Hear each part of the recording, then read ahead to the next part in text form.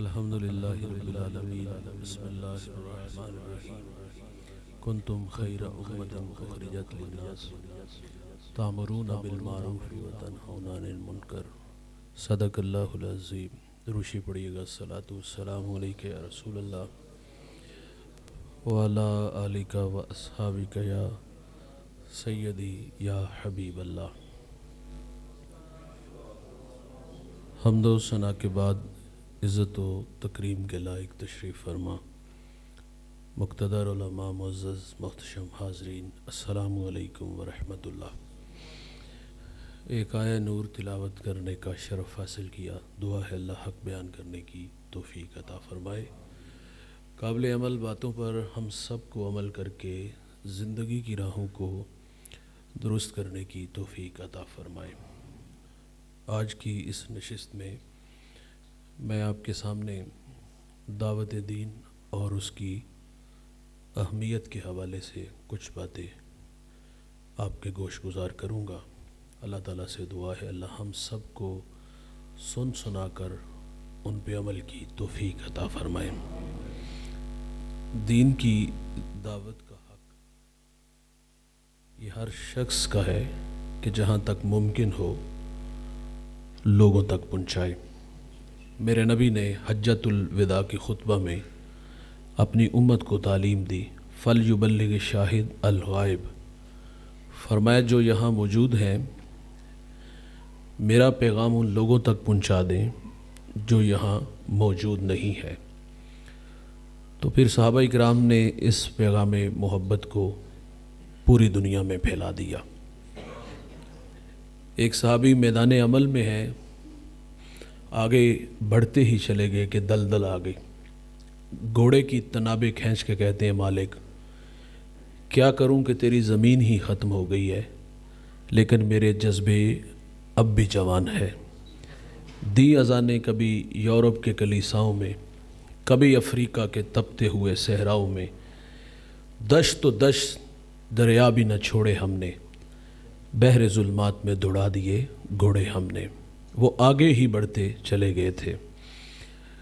تو اس دعوت کو انہوں نے پوری اخلاص سے اور حضور کے مشن سے ان لوگوں کی محبتیں تھیں۔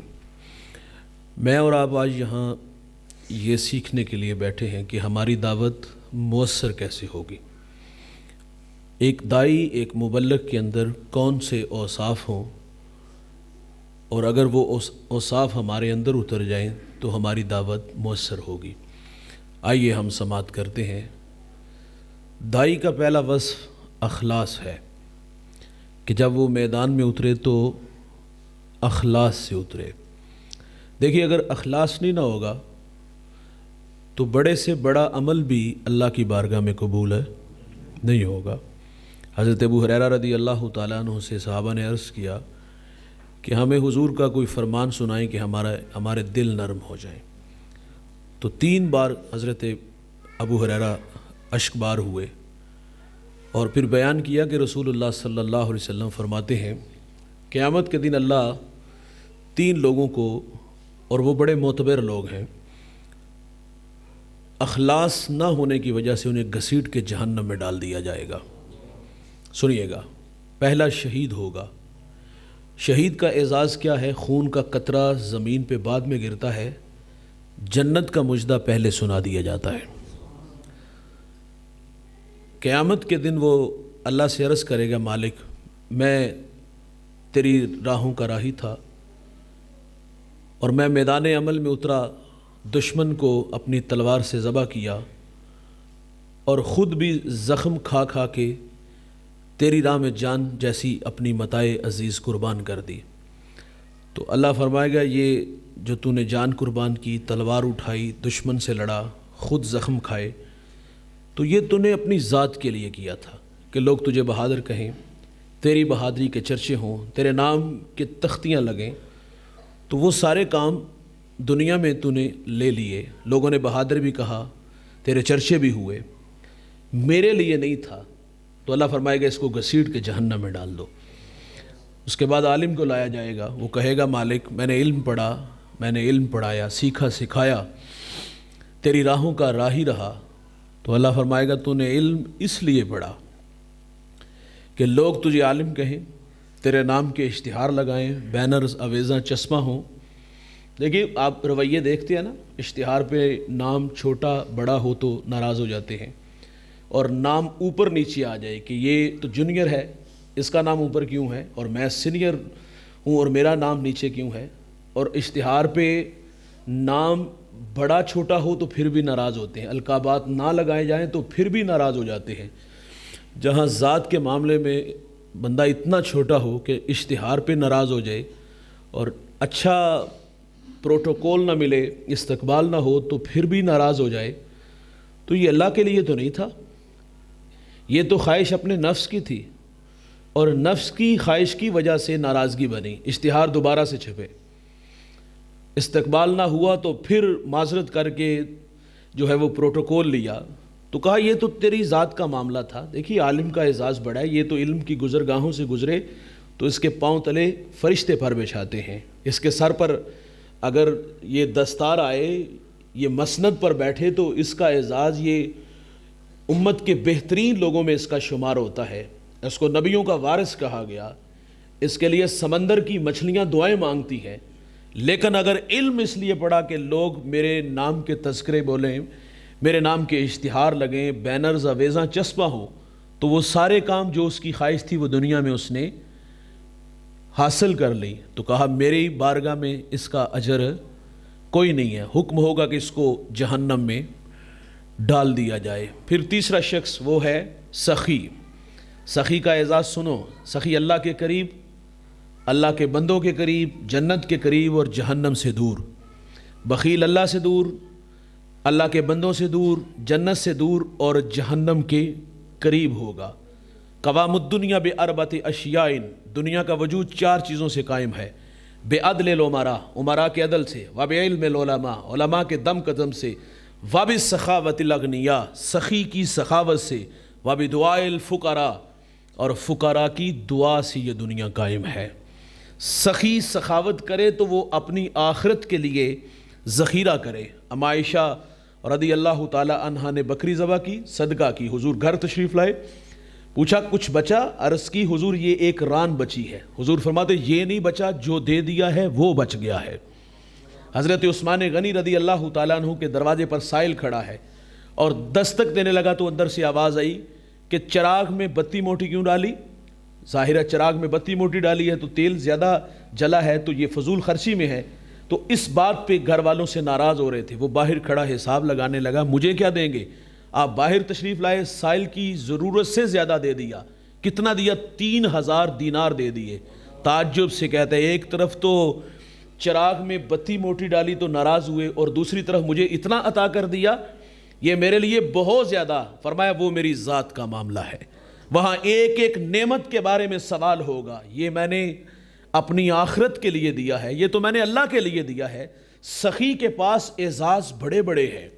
اگر سخی سخاوت اس لیے کرے کہ میری سخاوت کے تذکرے ہوں، سخاوت کا دیوتا کہا جائے، میرے نام کے تذکرے ہوں۔ بعض لوگوں نے کچھ نیکیاں سنبھال کے رکھی ہوتی ہیں، ان کے پاس جو ہے وہ البم ہوتے ہیں، اور آتے جاتے لوگوں کو وہ دکھاتے ہیں، کسی کو یونیفارم دیا، کسی کو کھانا دیا، کسی کی فیس ادا کر دی، کسی کے گھر میں راشن ڈال دیا، لیکن جس طرح سے وہ دیا گیا وہ دینے کا انداز اچھا نہیں تھا، دکھلاوا تھا، اس میں ریا تھی، تو وہ لاکھوں کروڑوں کی سخاوت بھی کام نہیں آئے گی۔ کیوں؟ کہ نیت کا قبلہ درست نہیں تھا۔ تو اللہ فرمائے گا اس کو بھی پکڑو، اس نے ناموری کے لیے سخاوت کی، تو فرمایا اس کو بھی پکڑو اور اس کو جہنم میں گھسیٹ کے لے جاؤ۔ تو یہ 3 لوگ کائنات کے بڑے لوگ ہیں، لیکن اگر عمل میں ریا ہوا، دکھلاوا ہوا، تو وہ عمل جتنا مرضی بڑا کیوں نہ ہو وہ اللہ کی بارگاہ میں قابل قبول نہیں ہوگا۔ سنیے گا، میں نے ایک بزرگ کو پڑھا، وہ کہتے ہیں میں اپنے شیخ کے پاس 8 سال رہا، اور 8 سال اپنے شیخ سے کیا سیکھا؟ آپ فرماتے 8 سال میں ایک بات سیکھنے گیا کہ میں کوئی بھی کام کروں تو محض اللہ کے لیے کروں۔ نیت سیکھنے کے لیے 8 سال لگا دی۔ انما الاعمال بالنیات، اعمال کا دار و مدار حسن نیت پر ہے۔ نیت اچھی ہوگی تو عمل قبول ہوگا۔ اور اگر نیت اچھی نہیں ہوگی تو عمل قبول ہے۔ حضرت ابو کفشہ سے روایت ہے، کریم آقا صلی اللہ علیہ وسلم فرماتے دنیا میں 4 طرح کے لوگ ہیں۔ ایک وہ شخص جس کو اللہ نے علم اور دولت دی، اور اس نے نہ وہ اللہ سے ڈرا، نہ اس نے صلہ رحمی کی، اور جو حق تھا وہ حق بھی نہ ادا کیا، تو فرمایا یہ کائنات کا سب سے بدترین شخص ہے۔ اور دوسرا وہ شخص، یہ کائنات کا علم بھی دیا اور مال بھی دیا، معذرت سے میں بات آگے لے گیا۔ پہلا وہ شخص ہے، رسول اللہ صلی اللہ علیہ وسلم فرماتے اللہ نے اس کو علم بھی دیا اور مال بھی دیا، اور اس نے صلہ رحمی کی، اور جو اللہ کا حق تھا وہ بھی ادا کیا، اور اس نے وہ اللہ سے ڈرا بھی، تو فرمایا یہ کائنات کا سب سے معتبر شخص ہے۔ اور دوسرا شخص فرمایا جس کے پاس علم ہے لیکن دولت نہیں ہے، لیکن یہ نیت کا بڑا تھا۔ نیت المومن خیر من عملہ، مومن کی نیت اس کے عمل سے بہتر ہوتی ہے۔ ایک شخص کے نامہ اعمال میں حج لکھا ہوگا، وہ اللہ سے کہے گا کہ یا اللہ میں نے حج نہیں کیا، تو اللہ فرمائے گا بتا جب حاجیوں کے قافلے چلتے تھے تیرا دل تڑپتا تھا؟ تو عرض کرے گا یا اللہ دل تڑپتا تھا، مچلتا تھا، تو کہا اسی تڑپ کی وجہ سے تیرے نامہ اعمال میں حج لکھ دیا گیا۔ دوسرا وہ شخص ہے اس کے پاس علم ہے مال نہیں، نیت کا بڑا تھا کہ میرے پاس بھی دولت ہوتی فلاں شخص کی طرح تو میں بھی دکھیوں کے کام آتا، بیواؤں کے کام آتا، میں مسجد بناتا، مدرسہ بناتا، ہماری اس بستی میں جہاں چراغ نہیں جلتے میں چراغ جلاتا، کسی کے گھر میں راشن بھیج دیتا۔ میرے نبی فرماتے اچھی نیت کی وجہ سے یہ دونوں اجر میں برابر ہوں گے۔ ایک نے مال خرچ کیا اور دوسرے نے اچھی نیت کی، اچھی نیت کی وجہ سے میرے نبی فرماتے یہ دونوں عمل میں اجر میں برابر ہیں۔ اور تیسرا جس کا میں نے تذکرہ کر دیا کہ اس کے پاس علم ہے، علم نہیں ہے، مال ہے، اور وہ مال میں گڑبڑ کرتا ہے۔ مال ہے تو تھانے کچہریاں بھی خریدتا ہے، مال ہے تو سود کا دھندا بھی کرتا ہے، مال ہے تو شراب خانے بھی آباد کرتا ہے۔ اس مال سے اس نے گناہ خریدا اور گناہ کی تشہیر کی۔ میرے نبی فرماتے یہ کائنات کا بدترین شخص ہے۔ اور چوتھا وہ شخص جس کے پاس نہ مال ہے نہ علم ہے، لیکن وہ خواہش رکھتا ہے کہ میرے پاس مال ہوتا تو فلاں، اس برے شخص کی مثال کہ میرے پاس مال ہوتا تو میں بھی فلاں شخص کی طرح جو ہے وہ مال برے کاموں میں صرف کرتا۔ تو میرے نبی فرماتی یہ دونوں گناہ میں برابر ہیں، وہ دونوں عمل اجر میں برابر ہیں، اور یہ دونوں گناہ میں اچھی نیت کی وجہ سے علم ہے مال نہیں ہے، اور اچھی نیت کی وجہ سے اس مالدار کی طرح جس طرح اللہ نے اجر دیا اس کو بھی اللہ اجر عطا فرمائے گا۔ تو اس لیے جو بھی کام کیا جائے تو وہ محض اللہ کے لیے، اور اگر عمل میں اخلاص نہ ہوا تو بڑے سے بڑا عمل بھی قابل قبول نہیں ہوگا۔ وہ معروف واقعہ نا، وہ ایک بزرگ اپنے مرید کے گھر گئے، گھر بنایا، گھر خوبصورت تھا، روشن دان دیکھا تو کہا یہ کس لیے بنایا ہے؟ تو کہا یہاں سے روشنی آتی ہے، ٹھنڈی ہوا آتی ہے۔ تو فرمایا اگر نیت یہ کر لیتے کہ اس روشن دان سے اذان کی آواز آتی ہے، ہوا نے بھی آنا تھا اور روشنی نے بھی آنا تھا، لیکن اچھی نیت کی وجہ سے تجھے اس کا اجر مل جاتا۔ تو اس لیے جو بھی کام کریں تو اس کو محض اللہ کے لیے کریں۔ دائی جب میدان عمل میں اترے، مبلغ، تو اس کے پیش نظر اخلاص نیت کہ میں جو بھی کام کروں گا تو محض اللہ کے لیے کروں گا۔ اور دوسری بات ایک دائی میں جو وصف ہونا چاہیے وہ ہے خیر خواہی اور درد مندی، یعنی جسے وہ دعوت دے اس کا خیر خواہ بھی ہو۔ یہ ہمارے ظہیر بھائی اور ان کی ٹیم آپ لوگوں تک پہنچتے ہیں تو ان کے پیش نظر یہی ہوتا ہے کہ یا اللہ ان کی اخروی زندگی بہتر بنا دے، راتوں کو اٹھ کے آپ کے لیے دعائیں بھی کرتے ہوں گے۔ تو ایک دائی میں یہ وصف ہو کہ اپنے ساتھ جڑے ہوئے لوگوں کے لیے وہ خیر خواہی کے جذبے رکھے۔ حضور کی سیرت سے، حضور کے اسوہ سے ہمیں یہ چیز نصیب ہوتی ہے کہ رسول اللہ صلی اللہ علیہ وسلم اپنے امتیوں کے لیے کس قدر فکر مند رہتے تھے۔ داعیہ قلبی بڑے خوبصورت تھے، ایمان لانے سے پہلے حضور کے پاس سے گزرے اور حضور دیکھ کر کے فرماتے داعیہ قلبی اتنی سونی صورت لے کے جہنم میں چلے جاؤ گے؟ جب یہ بات کی تو دل کے آئینے پہ چوٹ لگی، ساری رات پیچو تاب کھاتے رہے کہ مسلمانوں کے نبی نے مجھے کیا کہہ دیا۔ جب صبح ہوئی تو حضور کی خدمت میں حاضر ہوئے اور عرض کرتے حضور مجھے اپنا غلام بنا لیجیے۔ اور پھر یہ داعیہ قلبی کا اعزاز ہے کہ حضرت جبریل علیہ السلام کئی بار داعیہ قلبی کی شکل میں وحی لے کے آئے تھے۔ تو میرے کریم آقا کو پڑھیے بھائی، ان کی سیرت کو پڑھیے گا، مطالعہ کیجئے گا۔ کبھی ہاتھ اٹھا کے کیا کہتے ہیں، اللہ ابو ہریرہ کی ماں کو ایمان دے دے، کبھی فرماتے اللہ اسلام کو عمر بن خطاب دے دے، بلال کو تڑپتے دیکھتے فرماتے احد احد تجھے نجات دے گی انشاءاللہ۔ کبھی سجدوں میں دعائیں مانگتے ہیں، کبھی غاروں میں دعائیں مانگتے ہیں۔ اور جب قبر میں اتارا گیا، لحد میں اتارا گیا، تو فضل بن عباس کہتے ہیں حضور کے لب حرکت میں تھے، کان قریب کر کے سنا تو حضور اس وقت بھی فرما رہے تھے اے اللہ میری امت کی مغفرت فرما دے۔ تو دائی درد مند ہو، خیر خواہ ہو اس کا۔ حضرت شہاب الدین سہروردی بہت بڑا نام ہے، آپ فرماتے ہیں دائی وہ ہوتا ہے کہ زبان سے لفظ ادا کرے اور دل سراپا ایک کشکول بن کے اللہ کے حضور کھڑا ہو جائے کہ یا اللہ یہ میری باتیں اس کے اندر اتار دے۔ یہ دائی کا وصف ہونا چاہیے۔ اور تیسری بات، جو دعوت دینے والا ہے، جو تبلیغ کرنے والا ہے، اس میں ایک خوبی کون سی ہونی چاہیے؟ اس کا لہجہ نرم اور گداز ہو، اس کی طبیعت میں شائستگی ہو۔ اگر لہجے تلخ ہوں، ترش ہوں، تو دعوت مؤثر ہوگی، دل میں نہیں اترے گی، وہ دل سے اتر جائے گی، وہ غیر مؤثر ہوگا۔ تو اس لیے جب دعوت دو تو اس بات کا خیال رکھو کہ اپنے ساتھ جو جس کو آپ مخاطب ہو انتہائی محبت سے دعوت دو۔ یار میرے کریم آقا صلی اللہ علیہ وسلم مصلی امامت پہ کھڑے ہیں اور اصحاب حضور کی اقتداء میں ہیں۔ ایک صحابی کو چھینک آئی، حضرت معاویہ بن حکم کہتے ہیں کہ میں نے یرحمک اللہ کہہ دیا حالت نماز میں۔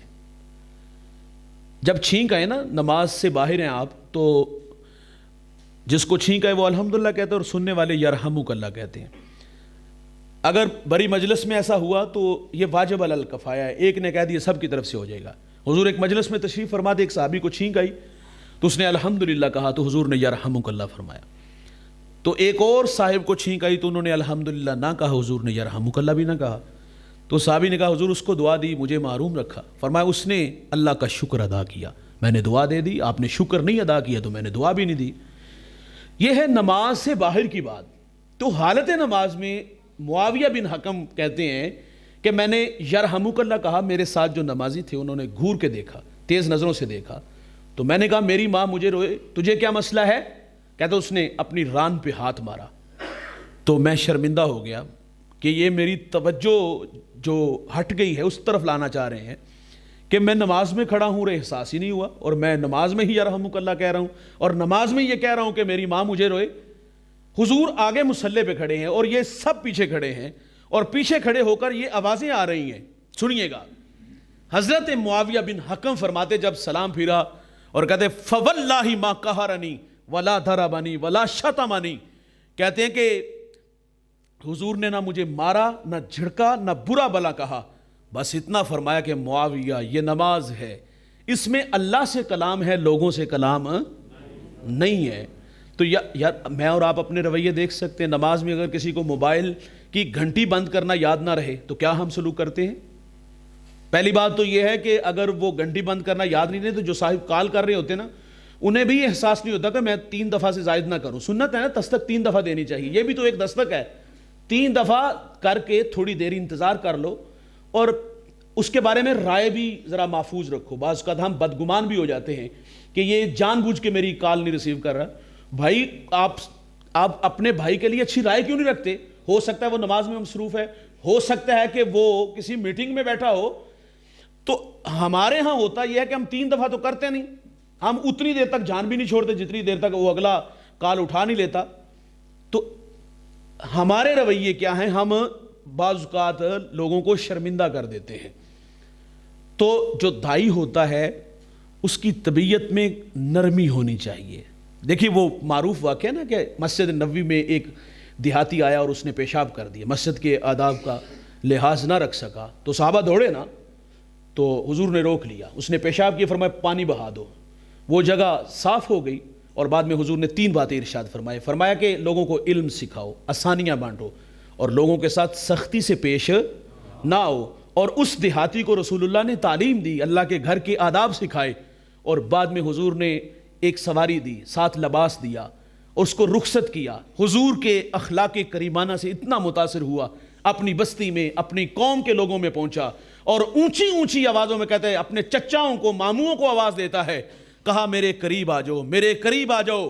جب وہ سب قریب آئے تو حضور کے اخلاق کو بیان کیا۔ حضور کے اس اخلاق سے اس قبیلے کے 300 لوگ محمد عربی کے غلام بن جاتے ہیں۔ کہ ہمارے لہجے شائستہ ہوں، لہجے میں اگر رس ہو تو 2 بول بہت ہیں۔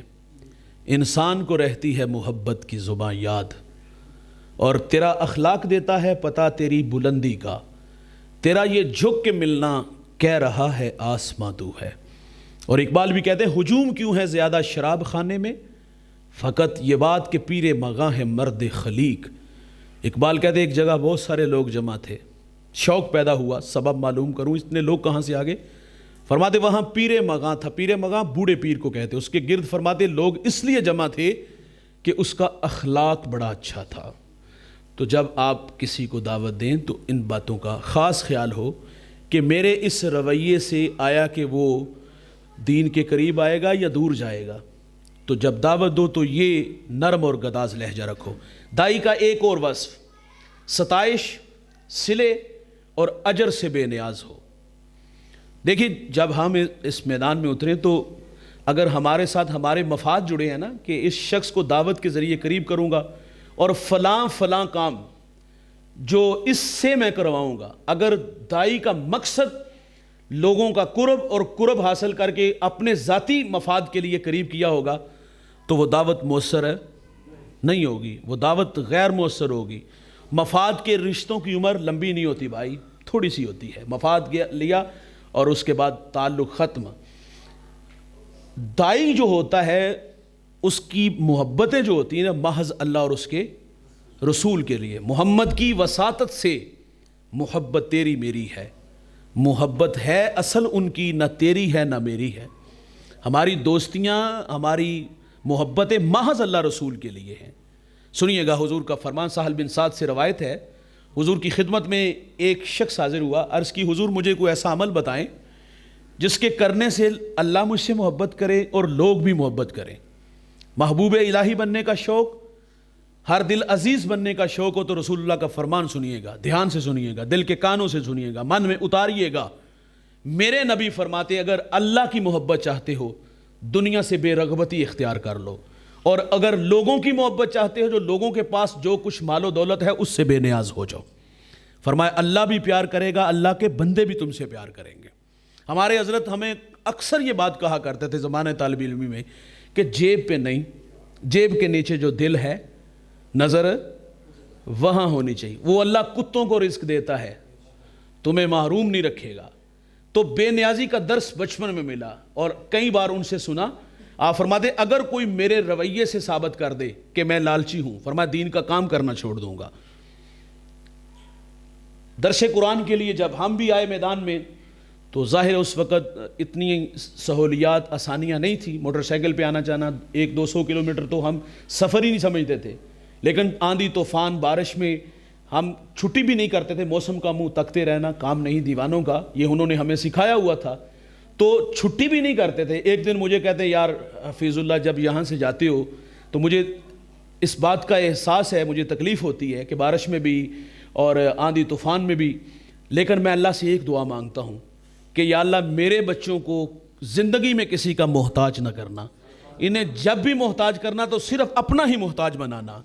ہمیں کہتے کرایہ صرف جانے کا نہیں، آنے کا بھی ساتھ لے کے جانا ہے، اور جب آنا ہے نا واپس تو پیچھے پلٹ کے بھی نہیں دیکھنا۔ تو ایک دائی کے اندر یہ چیز ضروری ہے کہ جب وہ ان راہوں پہ چلے تو اس کے پیش نظر ذات نہیں ہونی چاہیے، وہ محض اللہ کے لیے لوگوں سے اپنا تعلق رکھے، صلے سے، ستائش سے، اجر سے بے نیاز ہو۔ دائی کا ایک وصف اور سنیے گا، دائی بادل بن کے برسے، کنواں نہ بنے۔ یعنی بعض لوگ ہم نے دیکھے ہیں، تنہا دیکھے ہیں، بخار ہوتا ہے نا، وہ علم کا ہو، وہ تقوی کا بھی ہو سکتا ہے، میرے ورگا کیڑا، یہ میرے سٹیٹس کے لوگ نہیں ہیں، یہ کہانی آپ سنتے ہیں، یہ میرے مخاطبین ہی نے، میں انہوں گل سناواں۔ ہم نے بڑے پڑھے لکھے لوگ تنہا دیکھے، اور بہت سارے لوگ ملے ہمیں، لیکن ان کی طبیعت میں یہ خاصا تھا کہ وہ لوگوں کے کنڈے کھڑکاتے ہیں، لوگوں کو قرآن کی دعوت دیتے ہیں، لوگوں کو کھینچ کے مسجد میں لاتے ہیں۔ ہم نے ان کے گرد ہجوم عاشقاں دیکھا ہے۔ حضور کی سیرت پڑھیے گا، ذوالمجاز کی منڈی، عکاس کے میلے میں، عبداللہ ابن جدعان کے گھر کے قریب صحن حرم میں، طائف میں، اس پیغام کو لے کر کے حضور خود تشریف لے گئے، گھر گھر میں حضور نے پیغام محبت دیا۔ تو جو دائی ہوتا ہے وہ کنویں کی مثال نہیں بلکہ بادل کی طرح ہوتا ہے۔ اور ایک اور چیز، لوگوں کے ساتھ رابطے میں بھی رہنا چاہیے، اور وہ رابطہ سنیے گا، صرف اس رابطے کا مقصد بھی صرف یہ ہے کہ یہ لوگ جڑے رہیں۔ کسی کو کھانا کھلا دیا، کسی کا اکرام کیا، یا کسی کی مشکل میں اس کی مدد کر دی، یہ بھی دائی کا حق ہے کہ جو ممکن ہو اس کے ساتھ تعاون بھی کرے۔ اس کا فائدہ ایک تو اس کی دلجوئی، اور دوسرا وہ آپ کے ساتھ دینی کاموں میں آپ کا معاون بھی بنے گا۔ اور دائی کا ایک وصف اور سنیے گا، دائی ہادی نہ بنے، دائی ہادی نہ بنے۔ دائی کو اپنے دائرۂ کار کا پتہ ہونا چاہیے کہ میرا کام دعوت دینا ہے، ہدایت دینا نہیں ہے۔ ہمارا کام کنڈا کھڑکانا ہے، ہمارا کام اذان دینا ہے، مالی دا کام پانی دینا، پر پر مشکاں پاوے، مالک دا کام پھل پھل لانا، لاوے یا نہ لاوے، یہ اس کا کام ہے۔ ہمارا کام تو دستک دینا ہے، ہمارا کام تو دعوت دینا ہے۔ دائی بنو، ہادی نہ بنو۔ اور آخری بات، یہ دعوت کا کام اسے چھوٹا نہیں جاننا، یہ بہت بڑا کام ہے، اور اس دعوتی عمل کو ترک بھی نہیں کرنا۔ ایک بڑی خوبصورت بات ایک بزرگ فرماتے ہیں کہ یہ دین نصیحت سے پھیلا ہے، اور فرماتے جس گھر میں نصیحت نہیں نہ ہوتی، آپ فرماتے اس گھر کے مردوں اور مردوں میں کوئی فرق نہیں ہوتا۔ تو یہاں سے جو سنتے ہیں اور آگے سنانے کے بھی جذبے رکھیں۔ ماہانہ درس قرآن کی دعوت میں جہاں ظہیر بھائی اور ان کی ٹیم ہمارے ساتھ دعوت کا کام کرتے ہیں، تو آپ دوستوں سے بھی گزارش ہے کہ آپ بھی اس دعوتی عمل میں ساتھ شامل ہو جائیں، اپنے ساتھ کوئی ایک دو ساتھی لے آیا کریں۔ ہمارا مقصد ہجوم نہیں، ہمارا مقصد یہ ہوتا ہے کہ زیادہ لوگ ہوں گے تو زیادہ لوگوں تک پیغام چلا جائے گا۔ ہم نے اپنے بڑوں سے سیکھا ہے، وہ کہتے ہیں ایک ہو یا 1000 ہو، جس طرح 1000 کو بات سنانی، ایک کو بھی اسی طرح سنانی ہے۔ افراد کی کثرت و قلت میں نظر کوئی نہیں ہے، لیکن خواہش یہ ہوتی کہ زیادہ لوگ ہوں گے تو زیادہ لوگوں تک حضور کا پیغام، اللہ رسول کا پیغام چلا جائے گا۔ تو اس لیے آپ خود بھی اور اپنے ساتھ اپنے بھائیوں کو، بیٹوں کو ساتھ ضرور لایا کریں۔ تو ایک اعلان بھی سماعت فرما لیں، ہمارے مرکز مصطفیٰ میں گجرانوالہ میں سالانہ مصطفی اجتماع ہوتا ہے 3 مارچ، اس دفعہ 3 مارچ بروز اتوار صبح 10 بجے سے نماز عصر تک یہ پروگرام جاری رہے گا۔ تلاوت، نعت، مصطفی مبلغین کے خطابات، اور آخر پہ قبلہ پیرزادہ پروفیسر رضا ثاقب مصطفی صاحب امیر اعلیٰ دارۃ المصطفیٰ آپ خصوصی خطاب فرمائیں گے۔ تو آپ دوستوں سے گزارش ہے کہ نور و نگہت سے لبریز اس محفل نور میں تشریف لا کر ابدی سعادتوں کے حقدار بنیے گا۔ تھوڑے وقت میں بہت کچھ سیکھنے کو ملے گا۔ آپ حضرت کے مزاج سے واقف ہیں کہ آپ وقت ضائع نہیں کرتے، اور سیکھنے سکھانے کا موقع ملتا ہے، تو اس خوبصورت بزم کا آپ دوست حصہ بھی بنیے گا۔ ہماری آنکھیں آپ کی راہوں میں فرش راہ ہوں گی۔ اللہ آپ سب کو جزائے خیر دے۔ انشاءاللہ یہاں سے قافلہ ظہیر بھائی کے ساتھ آپ دوست رابطے میں آ جائیے گا۔ تو صبح 10 بجے سے نماز عصر تک یہ پروگرام جاری رہے گا۔ آپ سب کا آنا اللہ اپنی بارگاہ میں قبول فرمائے۔ اول آخر درود شریف اور سورۃ فاتحہ اور 3 دفعہ سورہ اخلاص پڑھ لیں۔ اللہم صلی علی حبیب سیدنا الحمدللہ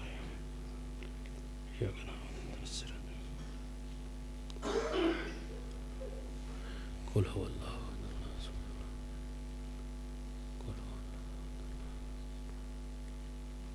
قل هو اللہ۔ ہمارے بڑے ہی محبوب بھائی دوست درس قرآن کے دائی معاون بھائی محمد الحیض صاحب، کچھ دن قبل ان کی زوجہ انتقال کر گئی، ان کی روح کے اصال ثواب کے لیے دعا کیجیے۔ اللہم صلی علی سیدنا و مولانا محمد وآلہ و اصحابہ وبارک وسلم۔ اے اللہ تیرے حضور ہم سب دست بدعا ہیں، عزیزم بھائی محمد الیاس صاحب، اے اللہ ان کی زوجہ کی کامل مغفرت فرما، ان کی قبر پہ کروڑوں رحمتوں کا نزول فرما، تا حد نگاہ کشادہ فرما، قبر کو ٹھنڈا منور خوشبودار بنا، اللہ ان کے اچھے اعمال قبول فرما، کوئی غلطی سرزد ہوئی ہو تو اپنے کرم سے معاف فرما، ہماری دعائیں اس بہن کے حق میں مستجاب فرما۔ اے اللہ عزیزم کو، ان کے بچوں کو، اے اللہ صبر اور اس پر اتنا ہی بڑا اجر عطا فرما، اللہ ہمیں مرنے والوں سے عبرت حاصل کرنے کی توفیق عطا فرما، اچھے اعمال کر کے آخرت سنوارنے کی توفیق عطا فرما۔ بار دیگر تیرے حضور دست بدعا ہیں، اللہ اس بہن کی مغفرت فرما، قبر کو جنت کا باغ بنا، آخرت کی منزلیں آسان فرما۔ اللہ ہمارے فوت شدگان کی مغفرت فرما، ہمارے والدین کی مغفرت فرما، ہمارے اساتذہ کی مغفرت فرما۔ میرے مالک جتنے آئے ہیں سب کو جزائے خیر عطا فرما، سب کی جولیاں رحمت و رضوان سے بھرپور فرما۔ صلی اللہ تعالیٰ علی النبی الامین و آلہ و صحابہ اجمعین۔